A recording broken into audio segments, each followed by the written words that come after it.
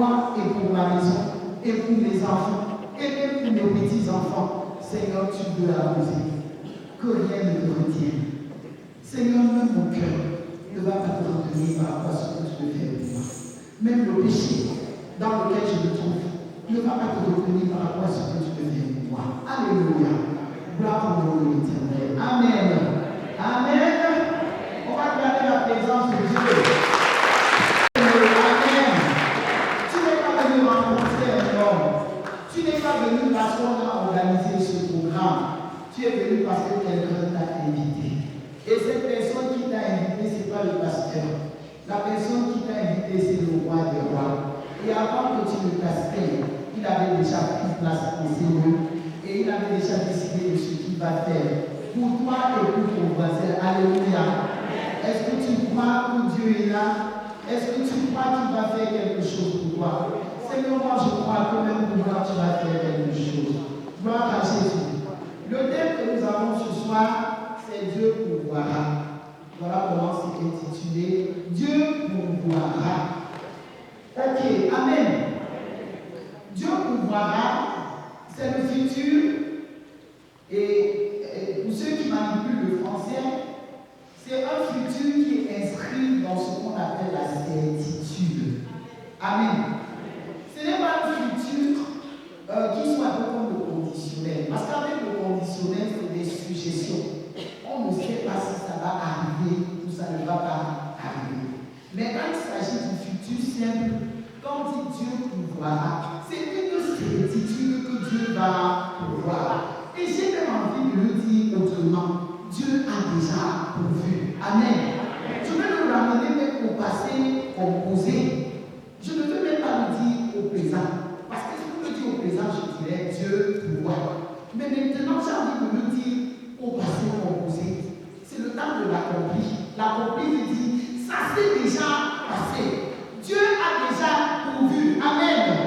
Dieu a déjà pourvu pour toi qui es assis là et qui m'écoute.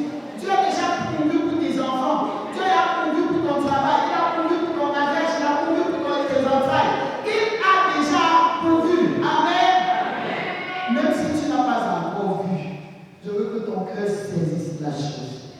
Et que tu sois en train de voir que dès que tu vas te tourner, tu vas voir ce que Dieu a déjà fait. Amen. Ce n'est pas en 2024, c'est en 2023. Et vous croyez pas? Moi je crois. Parce que 2024, c'est encore trop loin. J'ai même envie de dire que c'est en avril, c'est demain. Pendant que le programme sera en train de s'achever, avant même son achèvement, il y a des choses que tu vas expérimenter là-bas. Amen. Il faut bien que nous restions dans cette assurance parce que le Seigneur nous le dit dans le livre de Hébreux, la foi est une ferme assurance des choses qu'on espère et une démonstration de celles qu'on ne voit. Ça veut dire quoi? Je veux la voiture et j'ai la voiture. Amen. Je veux le travail et j'ai le travail. C'est facile, non? Waouh, ça fait comme si c'est facile et bon, on va se tourner, on va voir. C'est facile. En fait, c'est ce que Dieu veut qu'on vive. Que je crois, pendant que je marche, qu'il a déjà disposé de tout en ce qui concerne ma vie, mon présent et mon avenir, et ça va s'accomplir. Ça veut dire quoi? Ce qui lève souvent la barrière par rapport à ce que je veux, c'est le doute. C'est le manque de confiance en l'Éternel. On comprend ça. C'est ça qui lève la barrière. Mais la foi ouvre les. La foi ouvre. La foi déplace les morts. La foi renverse les barres. Et je confesse que ce sera le bagage au nom de Jésus. Parce que tu vas prendre la parole de l'Éternel qui va te dire tout à l'heure, tu vas commencer à expérimenter les choses. Au point où tu vas souvent rendre témoignage de ce que Dieu a fait. Amen. C'est pas loin. Je dis encore, c'est pas loin. C'est demain, c'est après-demain, un futur très proche. Amen. Ok. Dieu pourvoira. Le verbe pouvoir se retrouve dans la Bible pour la première fois dans Genèse 22. Dans Genèse 22, 22, c'est où moi, je ne sais pas si j'ai bien fouillé, c'est où moi on trouve le verbe pouvoir de la première fois. Au verset 8, Genèse 22, verset 8. Abraham répondit, mon fils, Dieu se pourvoira lui-même de l'agneau pour l'holocauste. Et ils marchaient tous deux ensemble. On connaît l'histoire. C'est à 100 ans que Abraham a son premier enfant. Et un matin, Dieu estime dans sa souveraineté que Abraham doit lui offrir Isaac comme sacrifice. Mais quelque chose de formidable dans cette histoire, c'est que on ne nous a pas présenté les inquiétudes d'Abraham. On ne nous a pas dit qu'Abraham a commencé à questionner Dieu et a dit, Seigneur, comment tu as dit que tu vas me donner un fils, le seul d'ailleurs que j'ai, et un matin, tu me demandes de m'offrir en sacrifice. Il n'a pas demandé. Il s'est levé, il a pris le bois, il a pris ses secteurs et il a pris son fils avant d'offrir une adoration à l'Éternel. Tout simplement, il nous en a qui part. Même en chemin, on lui demande où est l'agneau pour l'holocauste. Il dit qu'Aaron a adoré l'Éternel et il dit à son fils, comme je l'ai dit, Dieu seul. Il y a une différence. Dieu seul pourvoira lui-même l'agneau pour le sacrifice. Comme c'est la chose de Dieu, il va se charger de donner lui-même ce qu'il faut pour le sacrifice. En aucun moment, il n'a inquiété son fils. Il n'a pas dit à l'enfant, c'est même toi qui vas sacrifier. Pendant que tu marches, il y a des moi pour mon mouton. Sache que c'est toi que je vais aller égorger. Lui, c'est que Dieu est trop grand, Dieu est fidèle et Dieu saura comment il va disposer les choses. S'il a trouvé qu'il m'a donné un fils et qu'un matin il va me prendre le fils là, ok, qu'il prenne. J'ai même fait 100 ans sans enfant, avant de m'avoir fait quoi dans ma vie. On comprend ça. Et il a décidé d'obéir à l'Éternel. Et il dit Dieu se pourvoira. On voit un gars qui était rempli d'une telle assurance, rempli de l'assurance que Dieu ne peut pas lui demander ce qui soit impossible. Dieu ne peut pas lui demander ce qui soit au-delà de ses forces. Dieu ne peut quand même pas lui arracher ce qu'il considère comme étant le cœur de sa vie. Dieu ne peut pas lui demander ce genre de choses. Et il dit, Dieu va pouvoir. Il est rempli de confiance et il sait que Dieu va pouvoir pour le sacrifice. Abraham regardait à Dieu. Il n'a pas regardé à ses inquiétudes. Il n'a pas regardé à tout ce qui pouvait brûler dans son cœur et qui lui disait, qu'est-ce que tu es en train d'aller faire? Mais son regard était fixé sur l'Éternel et pendant qu'il était rempli de cette confiance, ses peurs et ses inquiétudes étaient totalement bannies et il savait que le Dieu souverain qu'il sert est capable de changer des situations. Alléluia. Ce soir, Dieu veut rassurer quelqu'un. Dieu veut rassurer quelqu'un qui est dans le manque. Dieu veut rassurer quelqu'un qui est dans le besoin. Dieu veut rassurer quelqu'un qui est dans un genre de situation compliquée. Je ne connais pas le nom de ça. Et quand on dit Dieu pourvoira, il va pouvoir parce que tu as faim, il va te donner à manger. Dieu va pouvoir parce que tu es malade, il va te donner la guérison. Dieu va pouvoir parce que la situation de tes enfants n'est pas du tout facile. Elles sont grandes, elles ne trouvent pas de mari, elles ont des diplômes, ils ne sont pas en train de trouver le travail. Dieu va même pouvoir à ta sécurité. Et quand on dit Dieu pouvoir, ne regardons même pas trop l'aspect matériel. Dieu va pouvoir en ce qui concerne ton ministère et Dieu veut t'élever à un niveau tel que tu puisses le servir librement, sans plus t'inquiéter de quoi que ce soit. C'est souvent difficile. On se retrouve dans des situations qui nous accabent. Sauf que la mauvaise attitude des chrétiens, c'est qu'on se verse dans les pleurs et dans les lamentations. Hier, papa et maman parlaient du découragement. On cède facilement au découragement. Et du coup, on va agir comme un païen. Et se poser des questions. Seigneur, je fais comment? Seigneur, je ne sais pas où tourner la tête. Seigneur, je ne sais pas comment agir par rapport à la situation de mon foyer. Je ne sais pas quoi faire par rapport à la situation de l'enfant. Et puis on se couche, le sommeil ne vient pas. C'est une nuit blanche jusqu'au matin. Tu ne dors pas que ça va faire quoi? Ton problème c'est quoi? Si tu peux commencer à partir de maintenant à transformer tes insomnies en nuit de prière, le Seigneur va se glorifier réellement dans ta vie. Amen. Quand tu te couches, tu es tourmenté par une situation. Au lieu de t'inquiéter et réfléchir par toi-même, comment tu vas faire pour trouver les solutions? Viens de lèvres et commence à prier. Amen. Que les gens se réveillent le matin, qu'ils ont dormi, ils ont rêvé 5 fois, mais que toi tu as fait des déclarations puissantes qui vont ouvrir les portes par rapport à ta maison, par rapport à tes enfants. Alléluia. Nous ne devons pas rester dans l'inquiétude, dans les soucis, pour porter les mal gastriques et plein d'autres choses. Le Seigneur voudrait que nous lui fassions confiance parce qu'il est le Dieu qui pourvoit. Amen. C'est la situation professionnelle qui ne va pas bien. C'est peut-être même le mariage qui est très compliqué. On connaît beaucoup de cas compliqués. Et celui que tu es venu chercher ce soir, il s'appelle Jéhovah Jireh. Amen.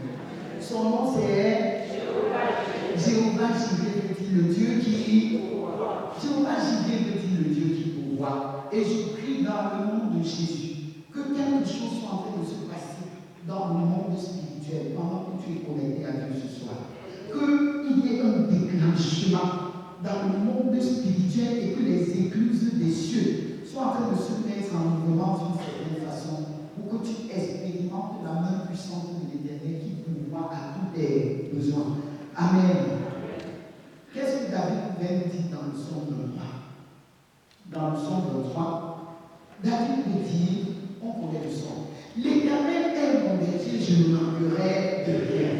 Est-ce que quelqu'un peut le dire pour lui?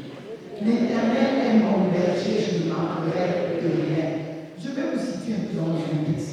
David n'était pas dans l'abondance pendant qu'il disait cette chose. David était plutôt dans une situation très compliquée. Il était persécuté par ses ennemis et particulièrement par Saül. Et pendant qu'il était dans tous les tourments, David va se souvenir du Dieu qu'il sert. Et il va dire, l'Éternel est mon berger et je ne manquerai de rien. Il me conduit dans de verts pâturages. Il me dirige vers les eaux paisibles et il restaure mon âme. Il me conduit dans les sentiers de la justice à cause de son nom. Et quand bien même je marcherai dans la vallée du l'ombre de la mort, je ne crains aucun mal, car tu es avec moi. Ta houlette et ton bâton me... Alléluia. La houlette de l'Éternel et son bâton pouvaient rassurer David. Et il pouvait être dans une telle confiance que quel que soit le nombre de ses ennemis, l'Éternel est présent en tant que le berger de sa vie et il le conduit même quand tout va mal. Il est rassuré que quel que soit le nombre de ses ennemis, sa sécurité est assurée par l'Éternel qui est le berger de sa vie. Alléluia. Et il peut aller plus loin en disant, tu dresses une table en face de mes adversaires et tu oins ma tête, mais ma coupe déborde. Amen. Il faut que tu sois capable non seulement de changer tes confessions, mais aussi de proclamer la parole de Dieu dans toutes les situations négatives par lesquelles tu passes. C'est ça qui va faire ta force, c'est ça qui va te donner la victoire et c'est ça qui va ouvrir pour toi les écluses des cieux en sorte que tu expérimentes l'Éternel qui pourvoit. Amen. Il n'est pas allé chercher une grande armée qui devait combattre pour lui devant ses ennemis, mais il s'est réfugié dans le nom de l'Éternel et il a dit, l'Éternel c'est le berger de ma vie et je crois que je ne manquerai de rien. Seigneur, ce soir, moi-même je veux confesser pour moi que je ne manquerai de rien. Je ne manquerai pas de vêtements, je ne manquerai pas de mari ou des enfants, je ne manquerai pas de fruits des entrailles, je ne manquerai pas de travail, je ne manquerai de rien. Il a bien dit de rien. Amen. Quel que soit le domaine, Dieu te rassure que tu ne manqueras de rien. Il est celui qui sait ce dont tu as besoin et il s'arrange lui-même à mettre tout à ta disposition. Dans Jean 10, au verset 10, la parole de Dieu dit, d'abord au verset 9, il dit, je suis le bon berger. Et le bon berger donne sa vie pour ses brebis. Au verset 10 maintenant, il dit que le voleur ne vient que pour dérober, pour égorger et pour détruire. Mais, allons-y, je suis venu. Vous ne connaissez pas la parole de Dieu, c'est une erreur. Attends, vous croyez, dites-moi un peu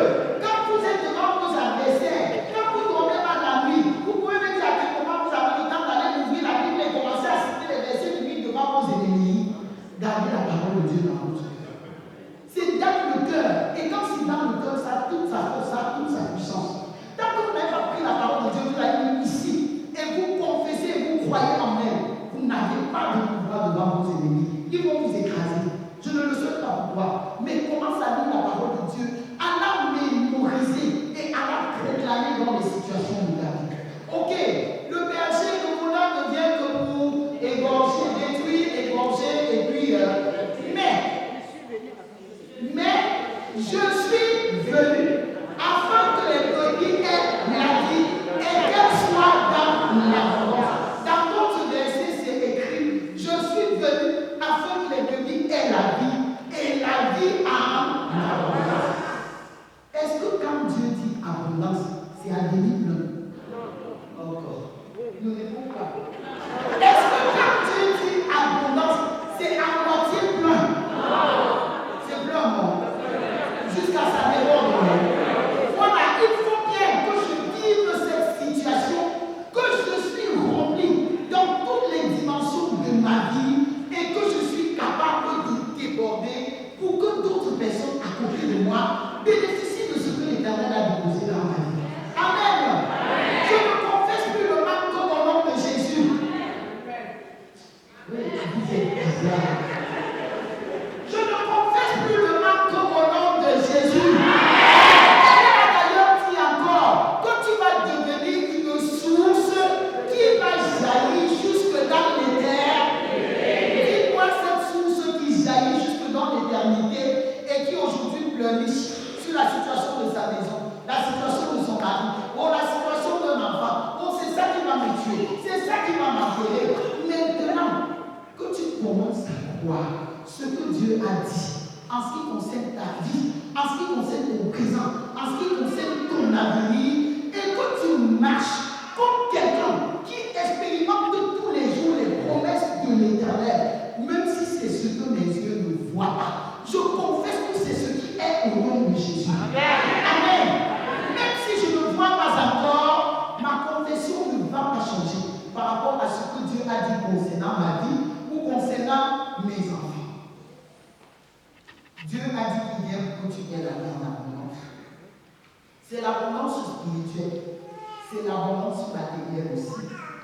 Et je confesse que je suis dans l'abondance au nom de Jésus. Indépendamment de ce que je vis, indépendamment de ce que j'ai, indépendamment de ce que je n'ai pas, je suis dans l'abondance au nom de Jésus. Nous allons parcourir quelques personnages de la Bible. Comment est-ce que dans la Bible, il y a des personnes qui ont expérimenté le Dieu qui pourvoit?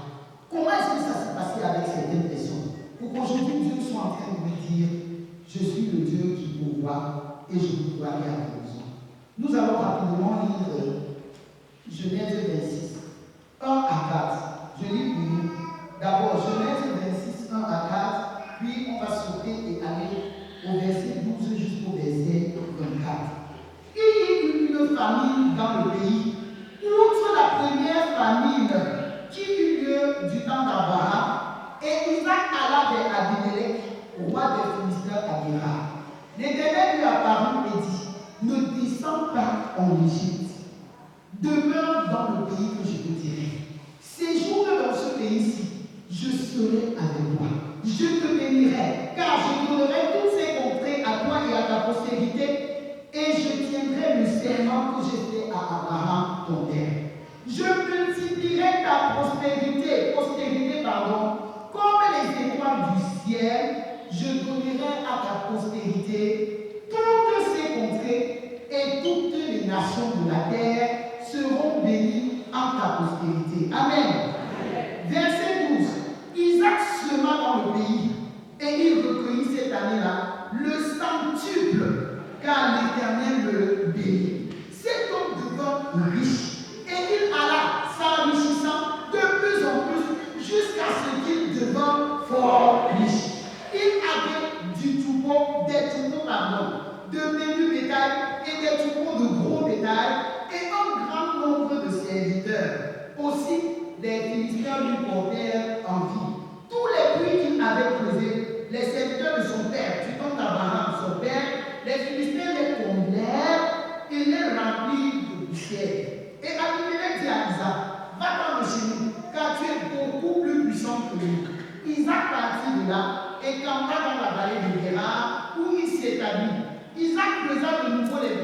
qu'on avait creusé du temps d'Abraham, son père, et Caleb condamnait les Philistins après la mort d'Abraham.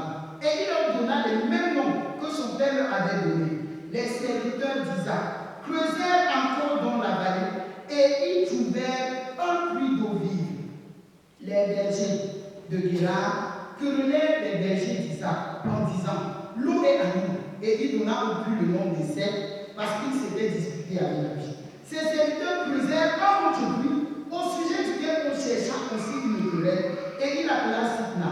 Il se transporta de là et creusa un autre puits pour lequel on ne chercha pas querelle et il appela Rehoboth car il dit: l'Éternel nous a maintenant mis au large et nous prospérons dans le pays. Il remonta de là à Beersheba. L'Éternel lui apparut dans la nuit et dit: je suis le Dieu d'Abraham ton père. Ne crains point, car je suis avec toi. Je te bénirai, je multiplierai ta postérité à cause d'Abraham, mon serviteur. Amen. Amen. Amen. On nous montre un Isaac qui est dans une terre hostile. Une terre hostile, c'est qu'il a en face de lui les Philistins qui ne sont pas toujours d'accord avec lui et surtout quand on le voit prospérer. On dit qu'il a creusé les puits, mais les Philistins sont venus remplir les puits avec la poussière. On dit qu'Isaac a encore creusé et il a trouvé de l'eau. En fait, il se trouve que dans cette contrée, d'autres bergers creusaient les puits mais ne trouvaient pas de l'eau. Mais quand il s'agissait d'Isaac, il creusait le puits et il trouvait de l'eau. Et on nous a dit au départ, Dieu avait décidé de bénir Isaac. Je vais te bénir, je vais multiplier à l'infini. Et on a dit, il y avait même la famine dans le pays. Mais pendant qu'il y avait la famine dans le pays, Isaac allait bien. Amen. Amen. Le partage de Isaac n'était pas le partage des autres dans la même contrée. Amen. Amen. Et je veux te dire ce soir que ta portion n'est pas la portion des autres. Amen. Que les gens parlent de faire, ce n'est pas ton problème parce que toi tu es différent. Isaac était béni à cause du nom d'Abraham, son père, mais toi tu es béni à cause du nom de l'Éternel des armées qui habite désormais en toi. Amen. Amen. Ok, il y a pauvreté au Cameroun, je confesse, je ne suis pas pauvre au nom de Jésus. Mais maintenant, ce n'est pas seulement un problème de confession, parce que ce que ma main touche est béni. Et l'Éternel multiplie ce que je fais, parce qu'il m'a distingué au milieu d'une multitude, il m'a mis à part, et pendant que sa main m'accompagne dans tout ce que je fais, il y a la différence. Amen. Amen. Je veux te dire, pour ton comptoir au marché, tu vas expérimenter la différence au nom de Jésus. Pour ton travail, il faut bien que tu expérimentes la différence au nom de Jésus. Et je peux même dire encore, si les maris se font rares, je veux qu'une femme qui a accouché des filles confesse que les maris ne seront pas rares pour les filles au nom de Jésus. Amen. C'est ce que Dieu est capable de faire. Isaac était béni, Isaac prospérait pendant que les gens étaient dans des situations difficiles autour de lui. Après Isaac, nous avons parlé de Élie. Élie est un homme qui a stoppé la pluie. Il était puissant. On connaît l'histoire, on ne va pas lire, mais vous pouvez noter le texte. C'est dans 1 roi 17, verset 1 à 7 et verset 8 à 24. Élie, pardon, il a stoppé la pluie. Et quand il ne pleut pas, est-ce qu'il y a à manger? Il n'y a pas à manger, n'est-ce pas? Et pendant que Isaac, tout le peuple était dans la famine, la parole de Dieu nous dit que Dieu a conduit Isaac, Élie, au niveau du torrent de Kérit. Et pendant qu'il était là-bas, Dieu avait suscité les corbeaux qui venaient lui donner à manger le matin et le soir. Le matin et le soir, si vous lisez le verset, vous allez voir, c'est une répétition. Donc de manière permanente, Élie avait de quoi manger le matin et il avait de quoi manger le soir. Quand il a arrêté le travail avec les corbeaux, il a envoyé à Sarepta. C'est une veuve qui n'avait presque plus rien dans sa maison. Mais c'est à travers cette veuve que le Seigneur s'est encore chargé de nourrir Élie tous les jours en sorte que son serviteur ne manque de rien. Amen. Bien-aimé, je veux le dire pour toi et je veux confesser. Tu ne manqueras de rien au nom de Jésus. Quand les gens meurent de faim, ce n'est pas toujours la portion au nom de Jésus.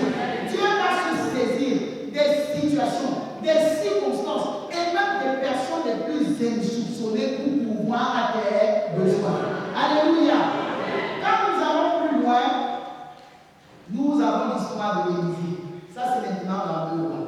2 Rois 4, versets 1 à 7. Il y a une veuve qui vient voir le prophète Élisée et lui dit, mon mari est mort, je suis veuve et maintenant il y a beaucoup de dettes à rembourser. Qui a vécu ici? Et alors vous lève la main.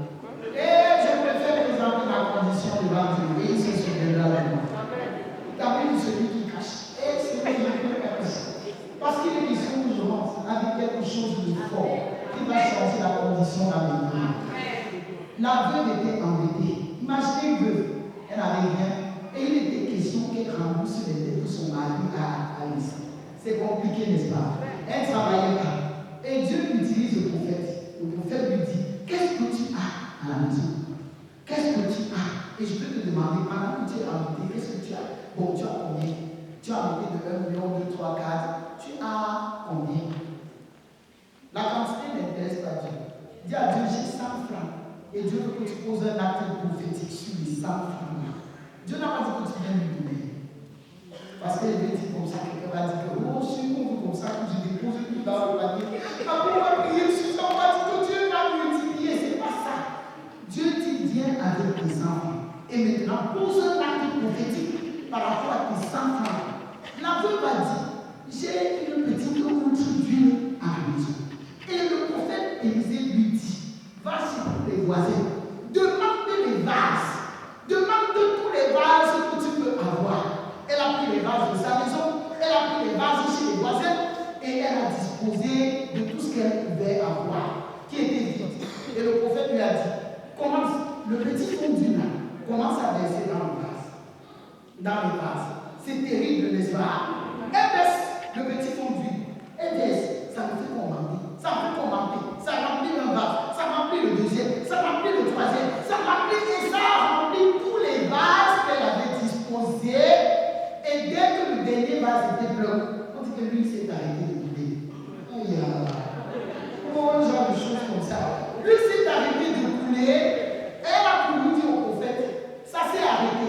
Et il lui dit, va vendre les becs et dettes. Amen. Si elle avait été sage, elle prenait même plus de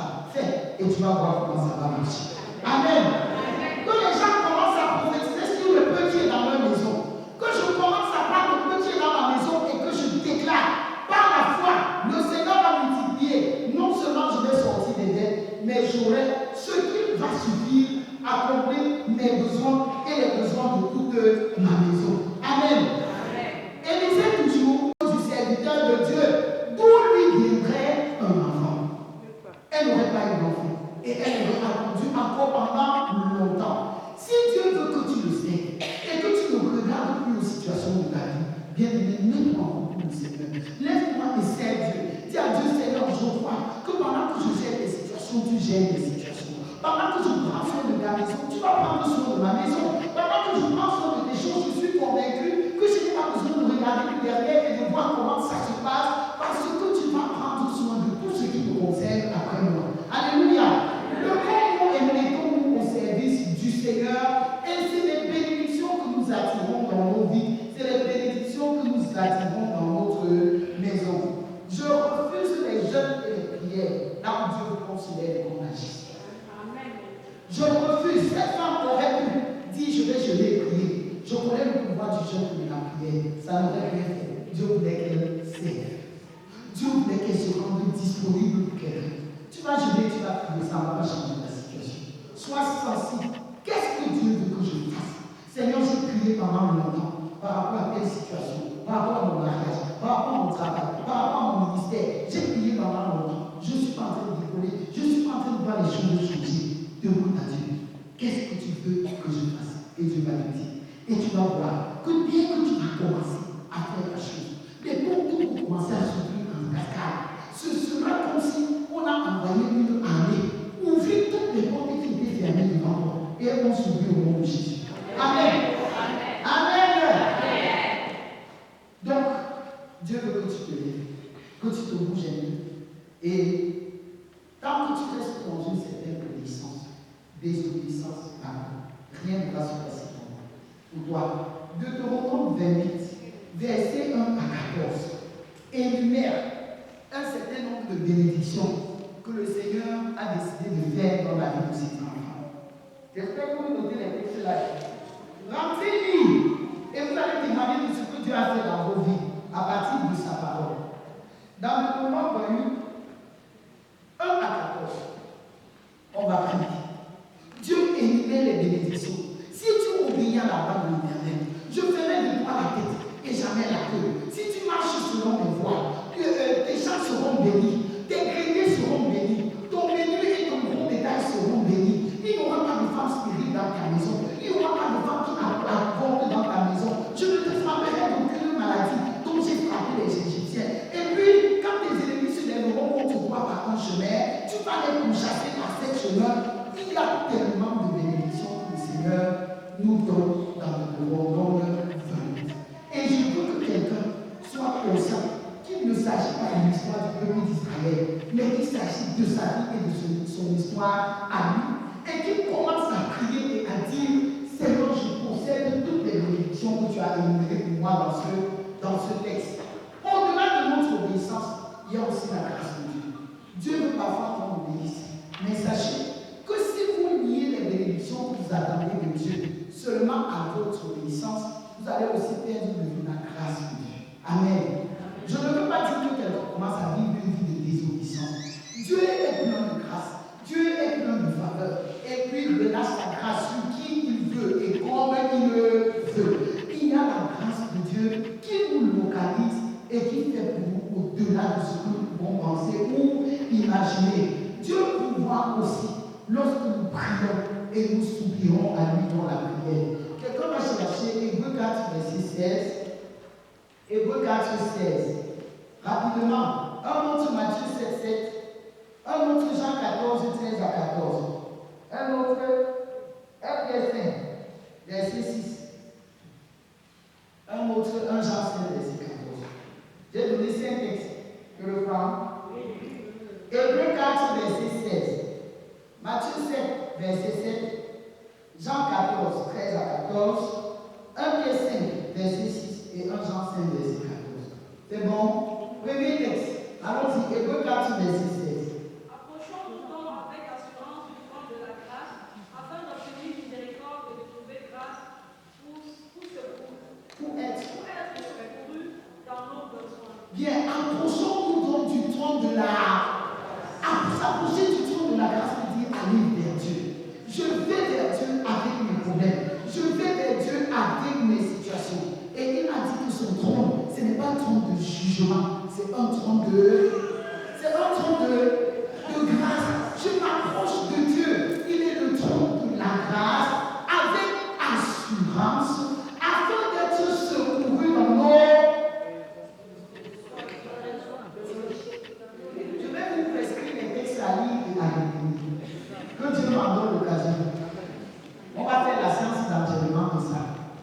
va venir ici un jeudi soir, enseignement, au lieu de faire l'enseignement, on commence à réciter 10 textes. Vous allez voir, ça va vous aider.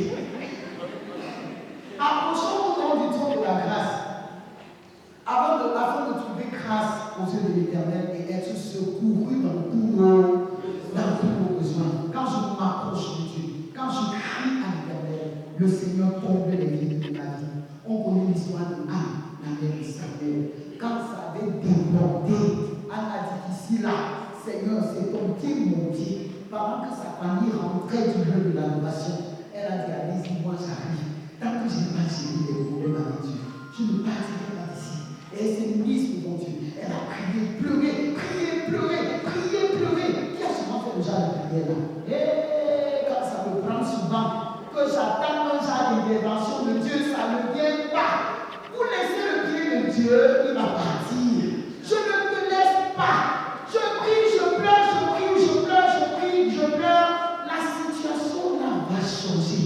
Parce qu'en fait, mes gémissements montent à Dieu. Et le Seigneur qui a créé une âme a aussi une âme et il est sensible dans les cris, il est sensible dans les pleurs. Quand ça monte, Dieu prend acte. Dieu dit j'ai pris note. Et le lendemain, il ouvre sa main comme ça. Ça commence à tomber. Appelez à crier et à crier à Dieu. Je dis à une fille qui attend le mari, si tu n'as pas eu le don de célibat, si tu ne t'as pas rangé durant les eunuques, s'il te plaît, commence à réclamer ton mari à Dieu. Réclame ton mari, il va venir, même si c'est un manteau que Satan a mis sur ta vie pour empêcher que ton mari que tu as Dieu t'avait destiné te voie. Le manteau là sera ôté au nom de Jésus. Elle se plaint trop, mais en fait, il est question qu'on commence à payer le prix. Commencez à payer le prix par la prière. Commencez à dire à Dieu, Seigneur, la journée, si c'est journée de jeûne et de prière, et tant que je n'ai pas l'assurance que tu vas me répondre demain, je ne m'arrête pas de prier et je ne m'arrête pas de pleurer. Amen. Deuxième texte. Oui. Amen. Demandez et non vous. Dieu est prêt à donner, non. Mais il dit qu'il faut. Est-ce que tu demandes? Tu t'inquiètes et tu te plains. La caractéristique essentielle des enfants de Dieu, c'est les plaintes et les pleurs et même les accusations. On se plaint et je sais plus, et on accuse. Mais Dieu dit, si tu demandes, je vais te donner. Si tu frappes, on va attendre comment tu as frappé et on va ouvrir. Et si je dois chercher, je vais permettre que tu trouves. Voilà le Dieu qui nous voit, il t'a donné la prescription. Si tu veux que Dieu nous voie, par rapport à ta maison, par rapport à tes enfants, par rapport à je ne sais quelle situation, demande. Demande comment? Par la prière. Demande comment? Par une vie d'adoration. Frappe et on va t'ouvrir. Cherche et tu vas au Saint-Esprit.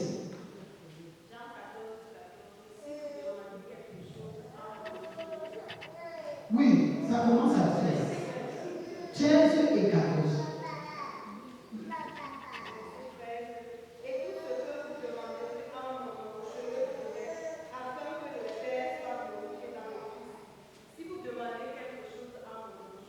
Bien, Dieu va te donner, Dieu va pouvoir pour que son nom soit glorifié. Il y a des choses que Dieu va te donner seulement pour enlever la honte sur son nom. Il ne s'agit pas de toi, il s'agit du nom de l'Éternel qu'il devra préserver. C'est pourquoi parfois nous prions en disant, Seigneur, même seulement parce que je te sers et parce que les gens savent que je t'appartiens, ne permets pas que la situation se dure dans ma maison. Et c'était la même chose avec le peuple d'Israël. Il y a eu des guerres où Dieu était obligé d'intervenir pour secourir son peuple parce que Moïse pouvait encore dire, si tu abandonnes le peuple-ci, les gens vont dire qu'il s'agit du peuple de Dieu et qu'il les a fait sortir du peuple d'Égypte pour les abandonner dans le désert. Non seulement à cause de ton nom qui doit être glorifié et que tu dois préserver.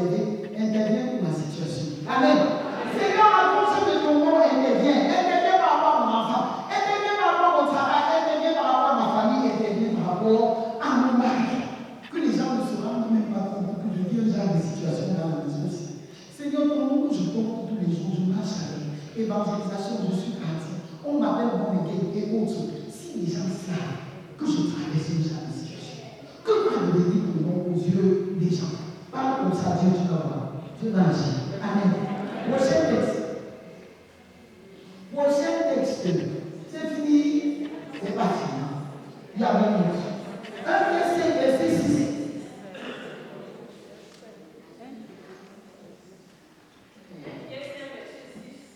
Humiliez-vous donc sous la puissante main de Dieu, afin qu'il vous élève au temps convenable. Amen. Je dois m'humilier. Ça veut dire montrer toute ma dépendance de Dieu. Seigneur, je dépends de toi. Seigneur, tu es souverain dans ma vie. Seigneur, tu es assis sur le trône de ma vie. Seigneur, c'est toi qui règnes dans ma vie. Pendant que je m'humilie sous la puissante main de Dieu, il me relève au temps. Ça veut dire qu'il y a aussi le temps de Dieu. Je peux demander aujourd'hui. Et Dieu dit, attends, c'est pas bon pour toi maintenant. Si vous donnez précocement un mari à une fille, elle va faire. C'est la catastrophe. Bien, afin qu'il vous lève au temps convenable. Dernier texte, 1 Jean 5, verset 14. Je lis, nous avons auprès de nous cette assurance que si nous demandons quelque chose selon sa volonté, il nous écoute. Il nous écoute. Nous avons cette assurance que si nous demandons quelque chose à Dieu, selon sa volonté, il va nous écouter. Je ne sais pas quel est ton besoin. Je vais m'arrêter en disant quel est ton besoin. Tu es venu le soir, c'est avec quel besoin? Un besoin, 2, 3, 4, 5. Ça n'importe pas pour Dieu. Même si la liste va jusqu'à 50, tu vas dire Seigneur, on a dit un besoin. Mais toi, tu connais que papa, c'est 50 besoins. Et là où tu es là, tu vas agir par rapport aux 50 besoins. Je n'accepte pas la bénédiction d'un besoin.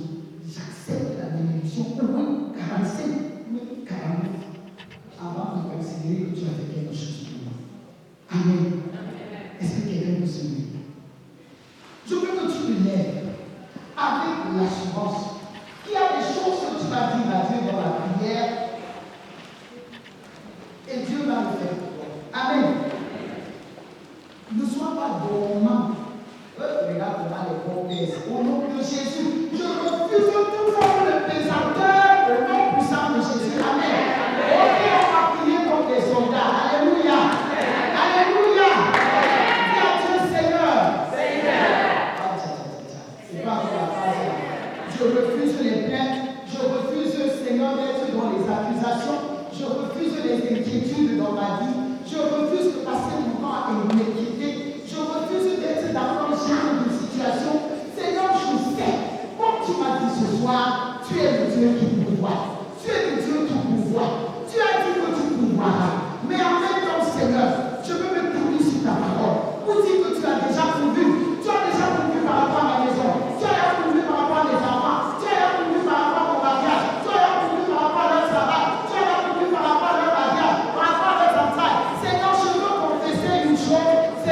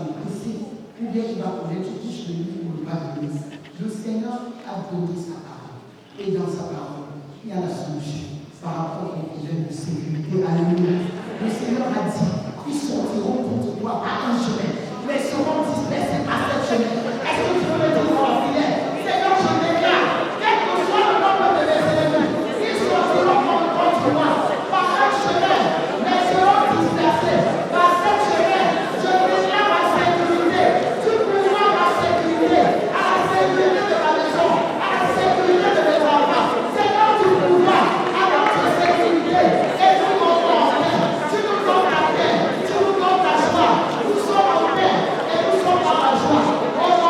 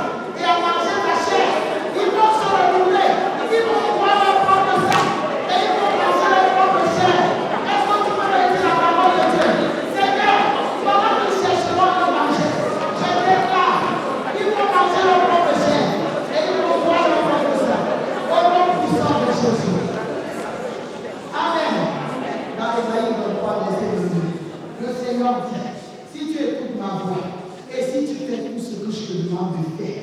Je serai l'ennemi de tes ennemis et l'adversaire de tes adversaires. Dis à Dieu, Seigneur, lève-toi. Contre les ennemis de ma vie. Seigneur, lève-toi. Contre les ennemis de ma vie. Seigneur, tu as dit. Seigneur, tu seras.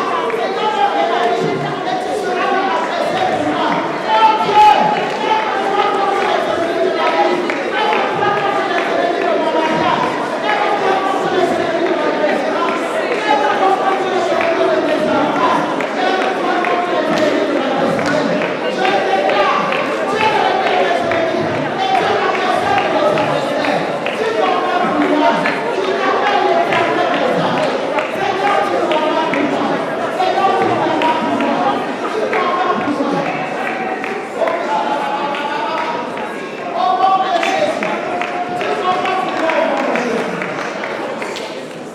Amen. Pour comprendre, nous allons appeler la restauration. J'appelle la restauration divine. On est en prière. J'appelle la restauration divine dans ma maison. J'appelle la restauration divine sur la vie de mes enfants. Le Seigneur restaure. Le Seigneur restaure. C'est la saison de restauration. C'est la saison de restauration. J'appelle la restauration de mes finances. J'appelle la restauration de mes affaires. J'appelle la restauration dans ma boutique. J'appelle la restauration dans mon travail. J'appelle la restauration divine. Restauration divine. Restauration divine. Au nom de Jésus. Et je déclare, tout ce que mes ennemis m'ont donné me seront restitués. Au nom de Jésus. Seigneur, je récupère chez Satan mon mariage. Je récupère mon mariage chez Satan. Je récupère le mariage de mes enfants. Je récupère le travail. Je récupère le ministère. Je récupère le destinée. Je récupère. Parce que tu as dit que tu es le Dieu qui pourvoit. Alléluia. Seigneur, nous te bénissons pour nous. Tu as dit dans ton parole que tu es le Dieu qui fait des chemins là où il n'y a pas de chemin. Et je veux déclarer ce soir que tout ce que nous attendons de ta part, Seigneur notre Dieu, tu bénis. Au nom de Jésus, avec le peuple d'Israël, nous t'avons vu ouvrir le chemin au milieu de la mer. Seigneur, ils ont traversé à pied, c'est juste à l'autre côté. Et je veux déclarer que ça ne dépend pas de ce que les yeux voient, mais de ce que tu as décidé de faire. Quelles que soient les mers qui se dressent devant moi, quelles que soient les montagnes qui se dressent devant nous qui sont venus ce soir, je déclare au nom de Jésus qu'il y a des chemins que le Seigneur fait.